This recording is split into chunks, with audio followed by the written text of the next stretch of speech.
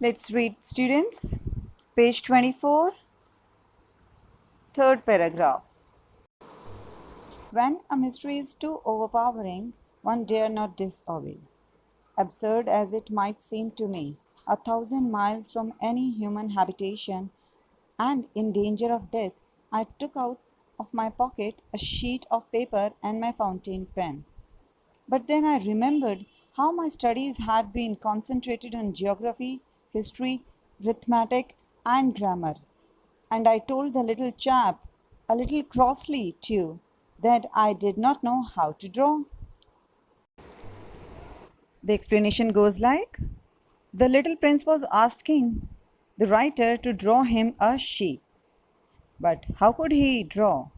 So the writer took one page and a fountain pen out of his pocket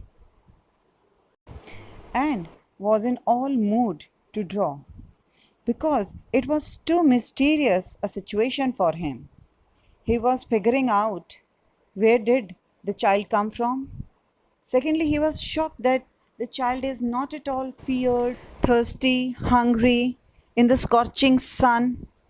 So he could not disobey him. He had to draw. Then he remembered that how could he draw? He was not a painter because his elders had taken away his painting career from him and gave him the books of geography, history, grammar, and so he read. So, how could he draw? Let's read further. That doesn't matter. Draw me a sheep. But I had never drawn a sheep, so I drew for him one of the two pictures I had drawn so often. It was that of the boa constrictor from the outside. I was astounded to hear the little fellow greet it with, "No, no, no, no. I don't want an elephant inside a boa constrictor. Boa constrictor is a very dangerous creature." Let me tell you one thing, students. Creature, it's not creature, it's creature.